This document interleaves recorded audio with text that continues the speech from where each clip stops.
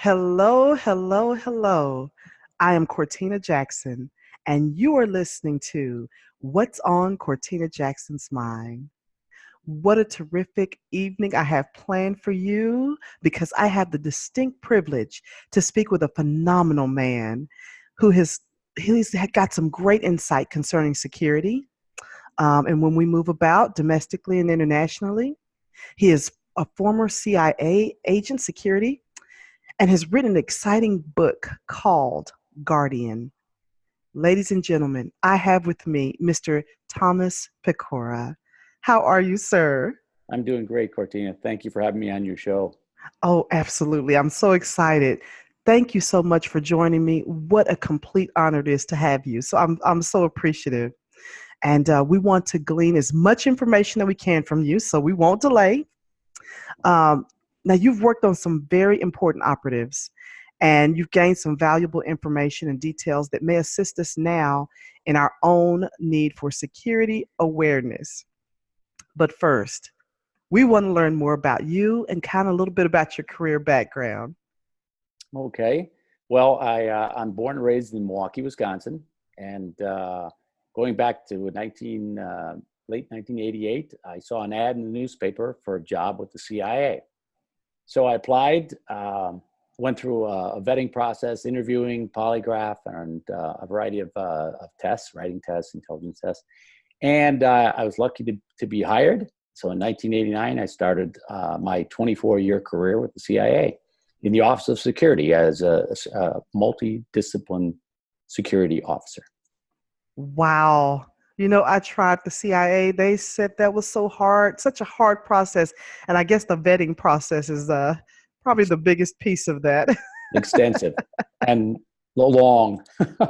Oh my goodness. Yeah, I can imagine.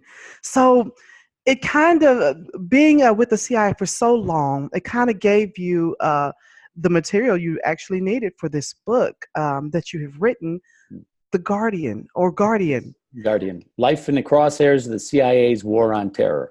Oh my goodness. So even before we get to the book, you were a part of an operative. Tell us about what you did with the CIA exactly. I did. I had a variety of roles. My career track was security, but I bounced around into a lot of different career security-related jobs. I started out doing background investigations, and then I moved back to DC, where I was working in the security duty office, and that's when terrorism kind of reached out and shook me because I was Mm. on duty. One cold morning in January 1993, when a Pakistani terrorist attacked the front gate of the CIA headquarters. And he killed two of our employees and wounded three. And this was even prior to the first attack on the World Trade Center tower. Wow. So for me, this was a major moment in terms of terrorism, and that's kind of why I wrote the book the way I did. It's my career kind of dealing with terrorism, the 24-year span, the war, basically the war on terror. And it gave me a lot of good insights on security because I traveled all over the world, protecting our personnel, our property, and our information. Gosh. Wow. I'm sure you've seen just a lot of things that I'm sure was pretty scary, and things that we may not even be aware of, or we just don't think about those all the time. But did experiencing that, did it really shape, I guess, kind of shape you overall on even being back home, even when you're off duty? And did seeing some of these things, and do you think it affected you any? Absolutely. You can't be in this line of work, especially with the things that have happened over the last 2 decades, without it affecting you. And since my role was to protect our people, I had to learn a lot of different skills. I was trained with firearms. I was trained on personal protection, bodyguarding. I was trained on physical security, locks and alarms. I was trained on anti-terrorism force protection measures, to include like gates and the way we build our infrastructure to protect our bases or our buildings. So I learned a lot of different things, and I got exposed to a lot of areas that were under difficult times, what we call low intensity conflicts, war Mm. zones, high crime threat areas, and then areas that had a very difficult environmental situation. Well, basically, you're talking about natural disasters, areas where there's earthquakes, typhoons, Mm. and things. So I had to learn about all the different threats, and that's helped me actually learn to protect our people better. All that experience allowed me to work more efficiently. Wow. Wow. So interesting because, like I said before, these are things that we don't think about or we're just totally not even aware of. There are threats and things that a lot of people are aware and kind of take notice of. But when you have seen, just some of the things that even through terrorism that are just unfathomable, it's just, Yeah, every major war zone from basically 1993 on, up until 2013 when I retired. So I saw a lot of what the U.S. was doing overseas, humanitarian efforts, for example, in Somalia, in Bosnia, war zone situations like in Iraq and Afghanistan, natural disaster situations in the Philippines, other places in Asia, and then terrorist threats in the Middle East, and then you've got the regular things that are actually a bigger threat to the average person overseas, which is transportation situations and crime.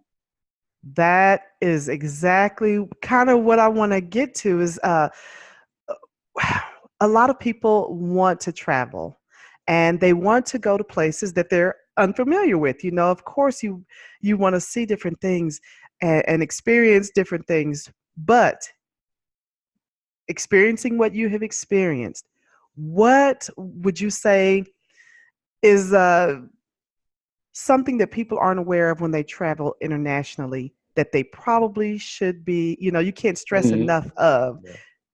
to be weary of, or I Well, say weary, but to be yeah, cognizant. you should be cautious when you go outside your comfort zone. But a lot of people they get distracted by terrorism and crime. And the truth is, the biggest threat to a traveler is transportation overseas. Basic, just moving about from place to place, especially in vehicles. I'll give Mm. you one example. People go to Thailand, which is a great place. They get enamored with the culture, the weather, and then they rent a moped or a little scooter. And a lot of them find out the hard way that that's a really dangerous place to drive one of those. In fact, that's the deadliest place on the planet Wow. for motorcycle, motorbike, moped travel. Year on year, there are more fatalities in Thailand than any other country in the world. So Really? these are things that you don't think about. You think, I'm okay. I'm on a moped. No. So doing research on where you're going and looking at the real concerns, Mm. digging into the data that's there. That's one of the things I recommend anybody who goes overseas. Do your research first, and I Wow. can provide some specifics on an actual plan on how to do this smartly, whether you're traveling outside your own city or to another country. Yes, we definitely want to hear that because these are things that we must be, security aware, just a security awareness. And some of those things we do. We went to Jamaica Mm-hmm. and on a cruise, and there was a gate. There was you could shop, of course, where they where you stop Mm-hmm. at the port, and then there was a gate when you go out. You were going into the actual village there, and we were so excited. And as soon as we stepped past the gate, it seemed like we were just being closed in. Everybody ran to us to shop here, over here, over here. And at first we thought, they're just excited because we're here to Mm-hmm. shop. And it seemed to get a little more dangerous as they were telling us, One guy came and said, "Get in the taxi. Get in the. You're not safe here. Get in the taxi. I'll take you. I'll take you to Montego Bay. I'll take." And they were just. And then this one would say, "Don't listen to him. Listen to me. You guys got to get out of here." And they began to close in on us until we were funneled in to almost like an alley. And we noticed we were getting further and further away Mm. from the ship, and it took a while. We almost were in a dead sprint to come back to where we started. And you know, just kind of going places, and we were telling others who were about to cross that gate, "Hey, you Don't may do not it. want to." And people were going because they were excited. Yeah, They wanted that's to what they see call things. fringe areas. Yes, That's where the criminals like to operate, because there's people there, but yet they can get you off the path very easily to where you're not quite seen, and that's when the bad things happen. exactly that. And you don't hear about those all the time because especially with the news, sometimes things are not mentioned. Yeah. And you just don't realize how much danger lies in traveling. And in no way am I you know trying to say don't travel and don't go to No. places, but to absolutely be aware of these things. What would you say is something that you have seen that has happened, I guess, with terrorism in the different countries, um, as far as, and here's one thing that I have noticed, or that I am aware of, that people go into war zones and they don't even realize as they're hiking, or they're moving from one area to Mhm. the other, and realize they're in a very hostile situation. What is your take on that? What have you Does this Well, happen quite the often? process, yes. Unfortunately, people they just assume, and whenever you're traveling, and even if you're going to another city just nearby to where you live, you should do your research. There's two main things you need to have: knowledge of the area. So you've got to do some research and find out, okay, where are you going? What are the possible threats? And then you have to, when you get there, you have to raise your level of awareness, and you have to be very cognizant of what's going on around you, and also use that knowledge that you acquired before. Hopefully, you'll know your routes. You'll know the safe havens, areas that you can go that are safe, police departments, fire departments, um, safe areas. And then there's always the medical situation. You never know when you may need a hospital. So what we recommend for our people when they travel is you plan ahead and you do your research. Mm, And for example, going overseas, one of the best resources is the State Department's country safety documents. If you go on state.gov, they have a variety of reports on what's going on in specific countries, and sometimes down to the town level. And they'll tell you, okay, there's areas that you shouldn't go because of rioting, or there's maybe they're having strikes, so the transportation is affected, or you may find out that there's some type of disease that's going on. Um, mm, so if you don't know that in advance, you're not going to be prepared, or you may decide that's not the country I want to go to right now. mm, The other part is the personal safety part. You have to be aware of your surroundings, but more than that, you have to look at the situation with a sense of reality. Bad things do happen to good people, and if you are in denial, the information that you have is not really going to be that usable, because you're not going to listen to that little voice in your head that says, that doesn't look so good. mm. When we start ignoring that voice, we get into a lot of trouble. So Wow. the other thing, Yeah. it basically comes down to the last part is equipment. Bringing the stuff that you need with you, having the basic equipment.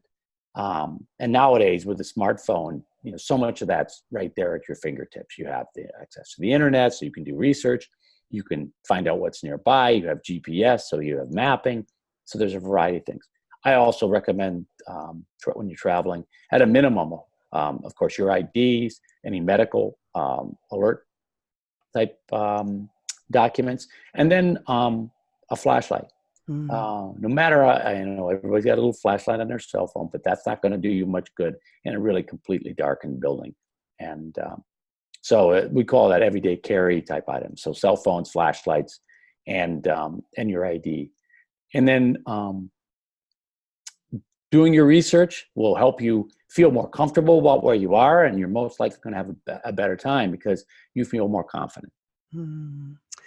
Okay, tell us this, if you can. Will, if you are taken hostage and you're in foreign territory, is the CIA, is anyone coming to get you? Well, I can tell you that when I worked in Iraq from 2004 to 2005, there was a unit that was composed of the military, the FBI, CIA, and basically all the major elements, State Department. And they were working on all kidnapping cases and, or lost personnel. Now, if you are just lost in Colombia, it's going to take a while for them to mobilize. And we operate on the 90-10 principle at the CIA in terms of personal safety. We look at it as 90% of our efforts on avoidance and 10% is on dealing with that after the bad thing happens. So I would rather spend more of my effort and time on avoiding and less on, because once they got you, it's not a good sign. It's going to be a bad situation. So if you're going to go to a place that there's really a kidnapping risk, you better know that in advance. And you better make a concerted effort to decide, do I really want to go here? Can I go to another country that's similar, has all the good things without the bad? Yes. The second part is, if that environment is that dangerous, you need to take precautions and make sure that your activities make it extremely difficult for them to get you. And you're a real targeted commodity in places like Colombia, places in the southern Philippines, places like that, where if you go, you are definitely at risk. My advice is don't go to those places. Don't go. Exactly. Sorry, but it's exactly. true. Yes. Kidnapping is not something that you're going to easily recover from if you survive. So ounce of prevention and a million pounds of cure there. Exactly. And that would definitely be the advice to take for those who are traveling, or for those, for if anyone is listening and this helps, if you are taken hostage, is there any advice that you would give? I know in hostage situations with the state, there are things that we learn about, not crying, not making yourself, where you stand Sure. out, Well, there's two types of hostage situations that you got. The temporary, which is more of a criminal act in the sense of it's not a hostage taking. It's a daytime hostage thing to get maybe to run you around to an ATM. There's also you have to make a decision during the event. Is this a hostage taking situation, or are they going to take me to a place, do bad things to me, and kill me? And I hate to go that graphic, but we call that the secondary crime scene. And if it's not a hostage situation, a traditional Colombian thing, you have to decide before you get in that car whether you're going to survive your next location. And when it's a situation where it's somebody's probably going to take you to a secondary crime scene and do something bad, your survival rate is going to be really low. So in that case, and I would recommend that you don't go, that you do everything you can to stay out of that car and fight it out there. If you get hurt during that fight and they leave you, you have a better chance of getting medical care. Also, if the worst thing that happens and you are killed, at least your family's going to find your body. It's going to be there. You're going to be taken into the system. If you disappear, what it does to a family is horrific. So now you got me into the worst case scenario type things. Right. But if you don't think about these in advance, you will not be able to think about it at the moment. Exactly. You have to make a decision before the event happens what you're going to do. So if you get in a situation where you think they're going to take you away and going to do you some pretty serious harm, or as they legally say, um, serious bodily injury or death. You have to decide what you're going to do, and you should make that decision beforehand. And that's part of what we talk about in terms of personal survival, mental preparation. Mm. If you're not mentally prepared for these events and have thought it through, as I said, you're not going to be able to do it on the fly. Too many things are Right. going to happen. So you have to Mm. make your decision now. Am I willing to fight off an attacker? Am I Yes. willing to not go in that vehicle, that van with that very scary looking dude? Mhm. Those are things we need to do. And then to bring it back to a more normal situation. Sometimes it means not going into the elevator. The elevator door opens. You see somebody that you don't like the look of. You don't worry about what they think. You don't go in the elevator. Or True. if you're in the elevator and somebody else gets in you don't like, you get off.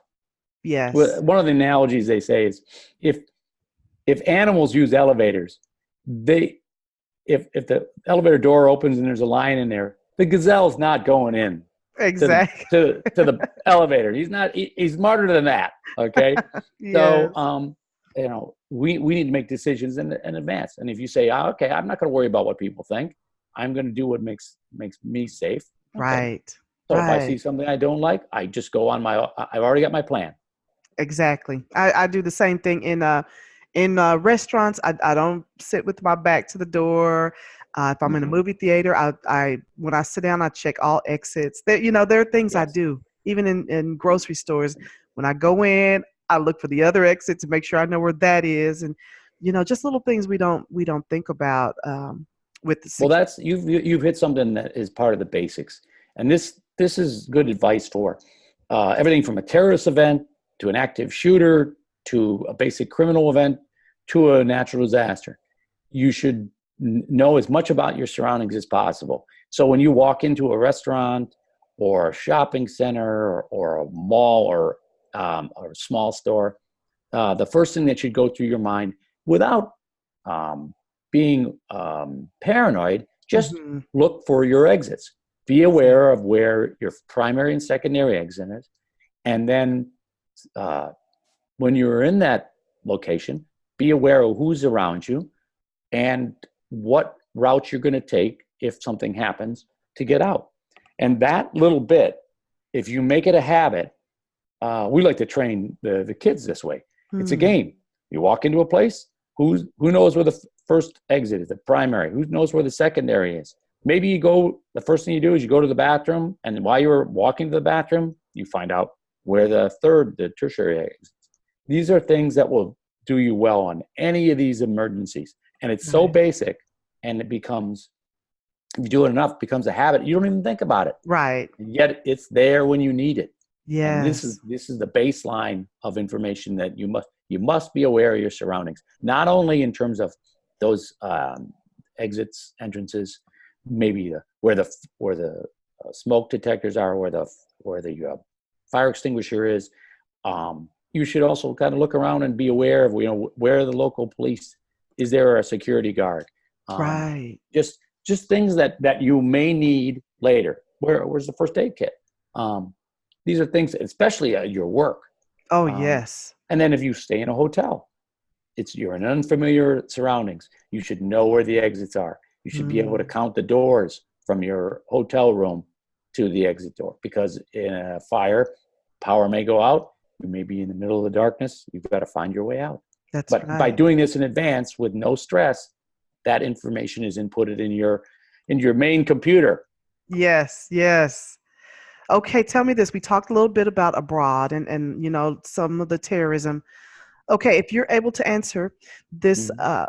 do I know a lot of people wanted me to ask, are we in danger of sleeper cells um, in America? Are we at potential risk of terrorists who are already here, or do you all have intel on those situations? Well, Uh, we've had, as I mentioned, when I was in the CIA in 1993, there was a Pakistani terrorist who decided to attack. So going as far back as 93, there's always that risk.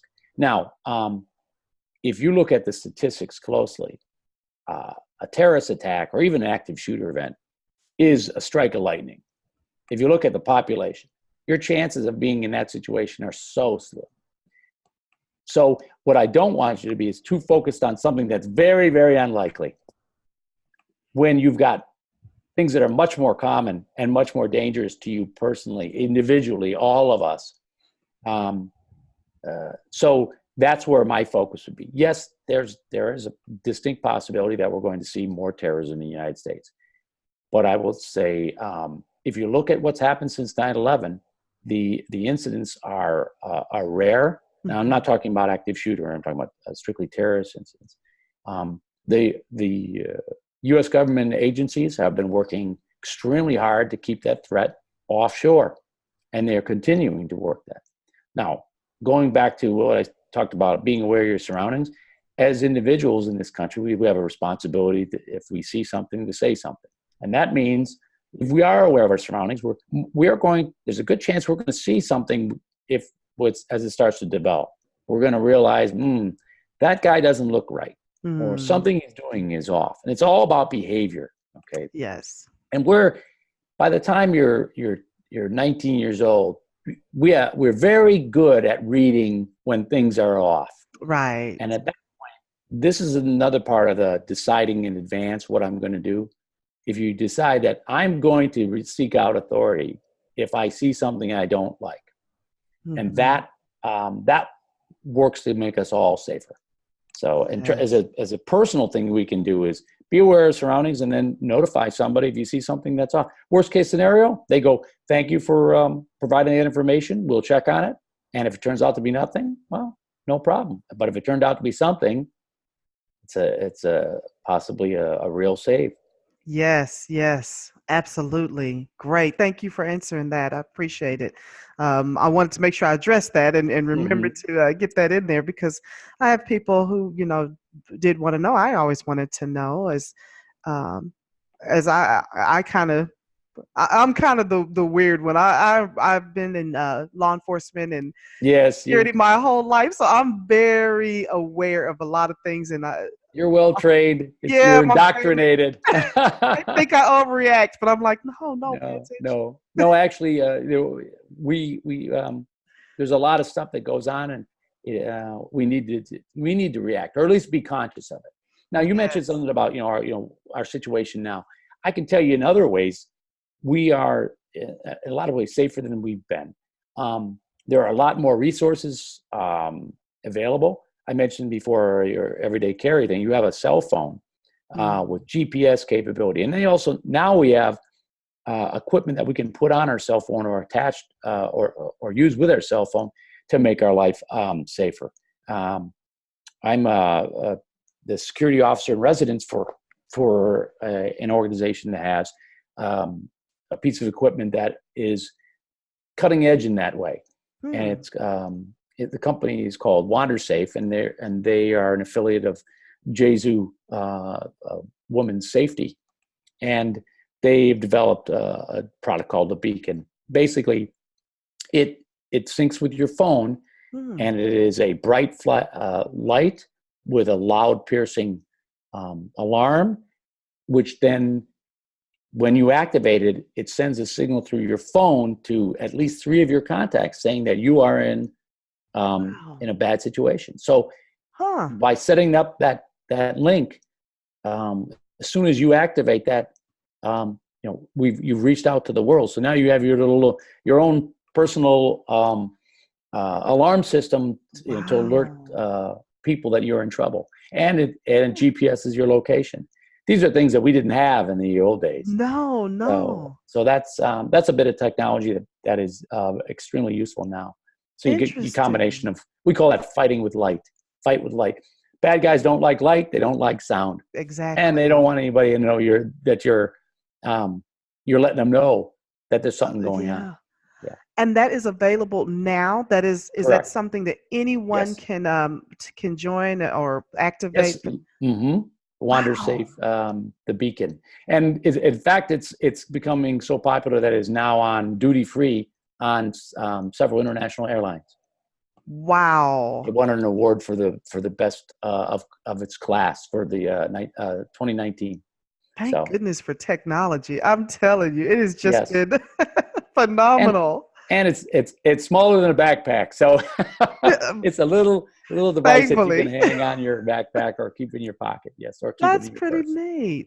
Okay, yeah, we'll ask about that later at Hmm. the end, so that if anybody's interested, definitely, because that is wonderful information. No longer we have to carry around the whistle. Now we have some other things And that we can also use. the part of that app will also provides hotspot information about where you are. So you pull up your Gosh. location and it says, oh, that people have reported that there are unsafe areas in this location on this block or in this neighborhood. So it provides another part of that environmental awareness, which is so Oh, critical wow. to every and any emergency, whether it's a fire, Yes, exactly. flooding. Yeah, Wow, great for kids. That. absolutely. Wow, wow, that's extraordinary. Now, one of the jobs that you do now, you're also a personal safety expert for an active shooter training company. So, what kind of things do you share with your trainees about active shooter situations? Is there anything in particular that you always stress with your trainees about those situations? Um, that's a real good question. It goes back to the basics that I've been covering. Hmm. No matter where you are, you should know where the exits are. You should know where the nearest safe havens are located.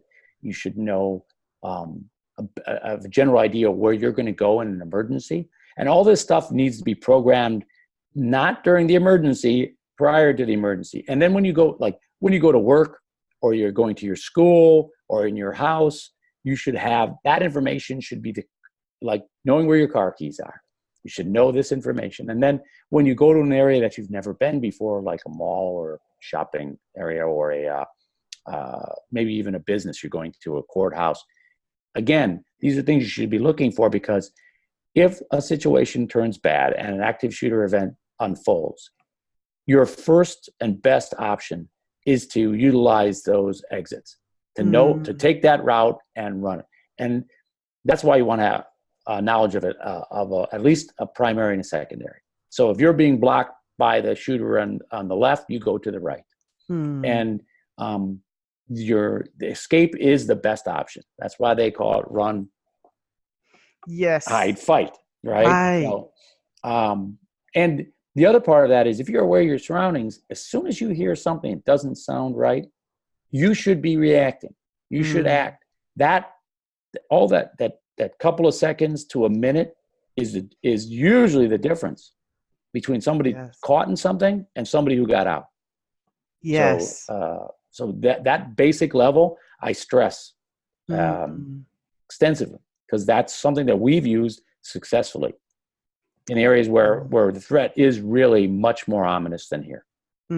Yes, yes. And that's important for people to understand. Run, hide, uh, then fight. Yeah, Don't be a hero, or a this. fight avoided is a fight won. Yes, yes, so important. And if you can't escape the situation, then barricade and Yes, try to get out of Dodge, if possible. Wonderful. Boy, I wish this was available in a lot of workplaces. Not too many trainings for active shooter, and we're seeing this more and more in the workplace. So you would think that there'd be more training in this, but if it's not provided in the workplace, educating yourself about absolutely. active shooter You're situations. responsible for your own safety, That's and so the true. other part is to have a safety plan for your work, but not at your gym and not in the other places in your life. You've got to have a plan with you. You got to take that plan with you and you got to use it. So Yes. and then you've got to train your children and they need to know. And this is kind of the basic level that you can use anywhere. And Yes. rather than a specific plan that is only good for that if you work in that hospital or that office building. Right, right. One of my questions, and you've answered it. Do we put ourselves in compromising situations? And I was reminded of my ex-husband now, but we went to New Orleans, and he had his cell phone out, looking down at the cell phone, and we're walking, unfamiliar with where we are, but Hmm. his head was buried in this cell phone. Yeah. And as he's walking ahead of me, I'm looking at people on the sides who, were watching him Mm. and watching one of the different tourists to see if they were paying attention. And I finally got his attention, said, "Put your phone down, put your phone Hmm. away, pay attention, look around." And because I'm watching, they were looking for someone who was vulnerable. And you could Absolutely. just tell at any moment they were just waiting. And I think I try to blame it on millennials and teenagers that bury their heads in the phones, but Hmm. I think a lot of people are pretty Yes. guilty Oh yeah. of we're attached to our phones. We Before work it and was newspapers or magazines that you had. yes, And you and brought up a good point. There's three areas where we get ourselves in compromising situations. It's basically if we are walking around in a sense of denial that nothing will happen to us. mm, Um, we get our ego involved. Oh, I should be able to do that. And then the third part is we ignore our instincts.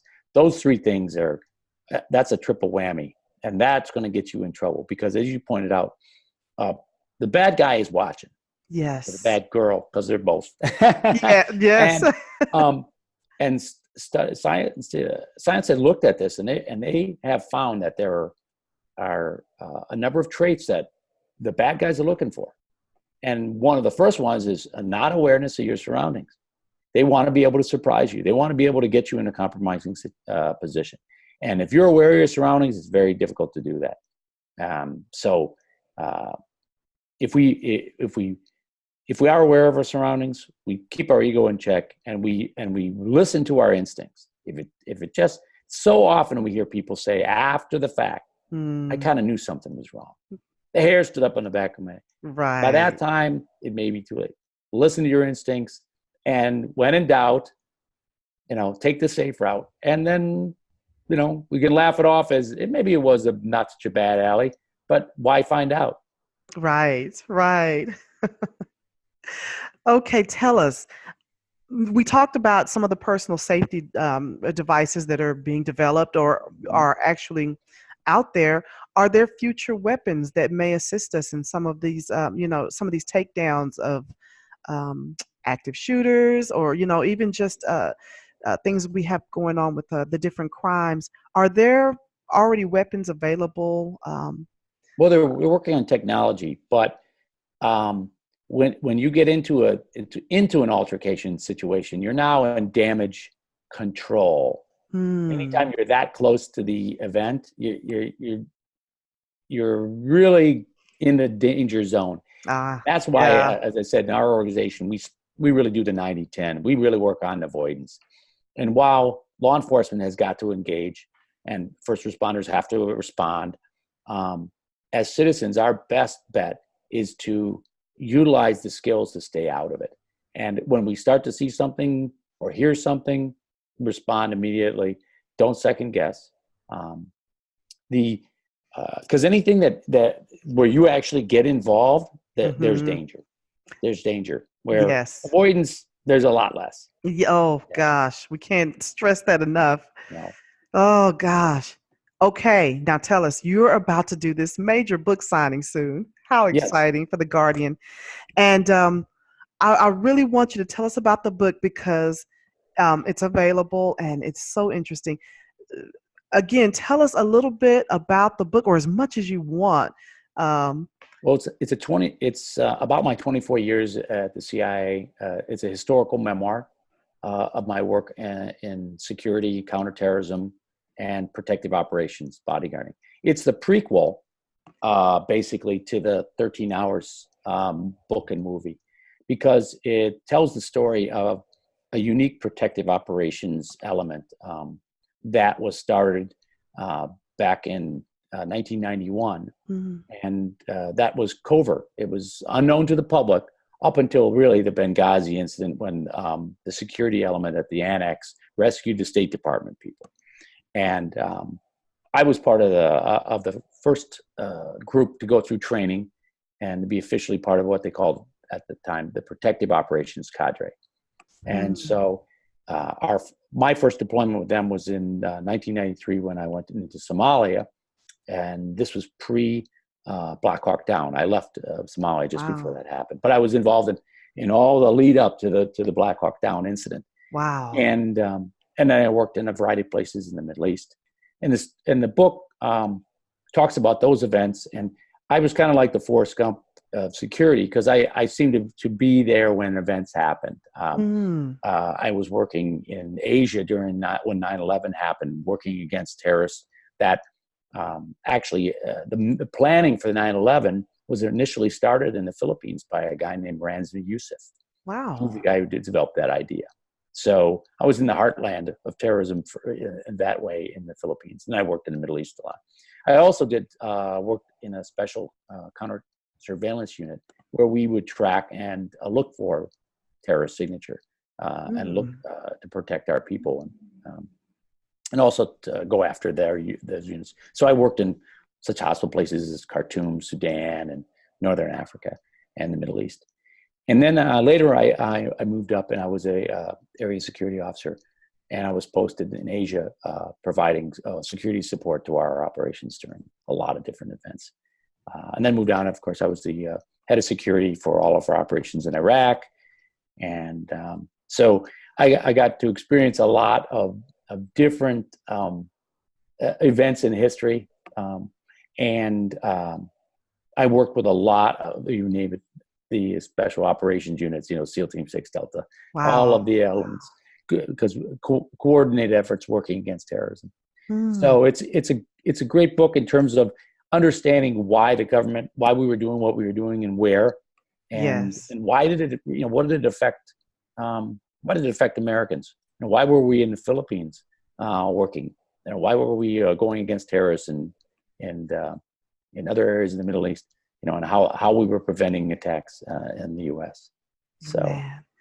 So the book, is it very revealing? Are there things that we will learn in the book that we are not aware of? Absolutely. There's the way we operated in this unit was by stealth. So that was we were very successful. I'll give you an example. Basically, up until 2013. From 1991 to 2013, we never lost a protectee, and we only lost one of our officers.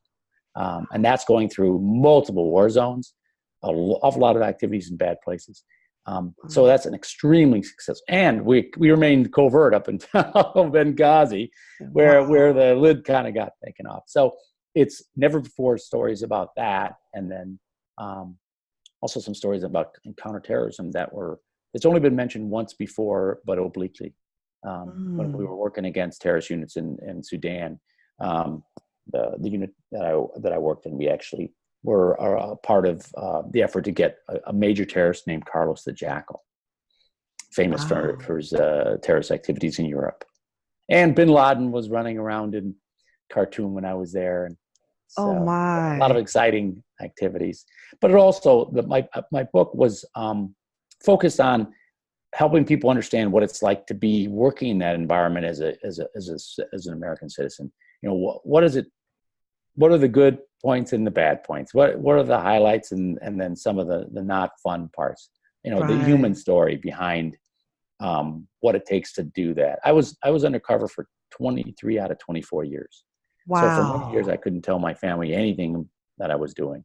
And the book is extremely revealing that way. They had no idea what I was doing. The human toll. And then helps explain, there are people 365 days a year living and working in hostile conditions all over the world to protect our citizens. And they're not in the military, and they often don't get the recognition. That's absolutely right. Yes. Oh, wow. Yes. Oh my goodness.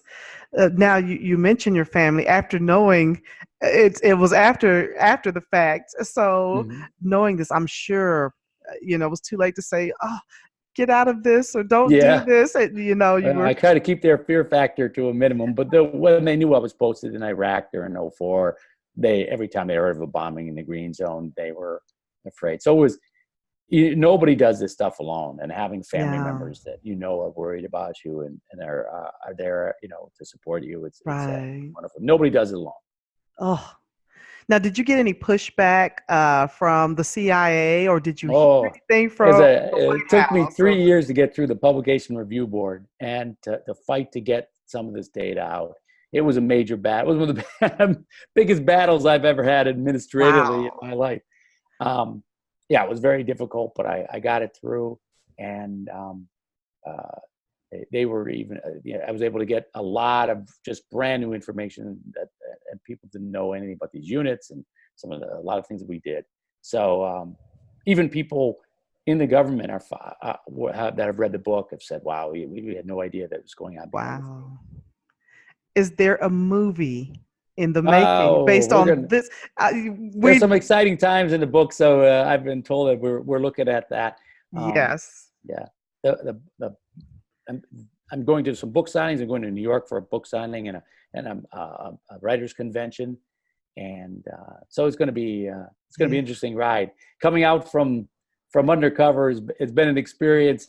Talking about something that for 23 years I would have lied to you about. Exactly, exactly. Yeah, be prepared. Everyone's going to have great questions for you. Well, tell us where we can find the book, your website, Yeah, social it's media. available on Guardian, Life in the Crosshairs of the CIA's War on Terror, by Thomas Pecora, John Land, and Lindsay Preston. And it's available on Amazon and Barnes and Noble in the bookstores in hardcover, and also it's available on Kindle. Oh, And good. so there's also a Guardian video on YouTube, and that video has photos in color that are in the book, and Oh, then also some photos that weren't in the book. So those people who read the book, it's a treat to see some of the photos bigger, in color, and then some additional things. oh, great, great. Do you have a personal website as well? I have a Facebook website for it called Guardian, Okay. yeah, and I also have an Instagram account for Okay. Guardian underscore novel. So, Guardian underscore and I'll be novel. putting more on Instagram as I go through some of these book signings, et cetera. Wow. This is so, so interesting. And I so appreciate you coming on here because there is just so much information that that people will be able to glean from you and read this book and just I'm excited. I cannot wait to get my hands on it because Uh, I'm just gonna binge read. Everybody yeah, binge watches TV. I'm gonna binge read because this is just so interesting and I just think you're fascinating, well, thank you. and I appreciate your service, and so many others do because you all just really have a hand in protecting us, Well, and we it's a really joint truly effort. You did your yes, job. You're law enforcement on the states, and we're overseas, so indeed, can't get done indeed. without all elements. Well, thank you so much, sir. Um, Anything you want to say to sum it up? The floor is yours. I think people will find the book interesting. You don't have to have any background in security. There's a lot of security elements in there but it's also just an interesting read. And if you like a little bit of history and you want to understand why things were kind of happening the way they did, it's a good way to find out about the war on terror. Awesome. Okay, you have a book signing coming up in a week or two. I have a book signing in Arizona on Okay. September 3rd at the Okay. Poison Pen. And then we're working to get into the summer in the Spy Museum in DC. Wow. Okay, so those who want to come see him in person, make sure you hit Arizona and Yeah. DC, and I'm sure you'll be posting on your social media where. Also LinkedIn. I have a lot of information in the book on LinkedIn. If you look back on my profile, I have excerpts from the book, Oh, so nice. people can read little bits of it and get a feel for whether they'll find it interesting. So that's a good way to go. That's at Thomas Pecora and LinkedIn. Okay. Yes, we will be following. We will make sure that I hope that you'll hit Texas and join Yeah, us in Texas so I can come out be great. and support you as well. And so thank you again, sir. You are absolutely phenomenal and I truly appreciate you. I appreciate you having me on your show. Yes, sir, absolutely. And we look forward to hearing from you. Good luck to you and Thank we'll you. see you then.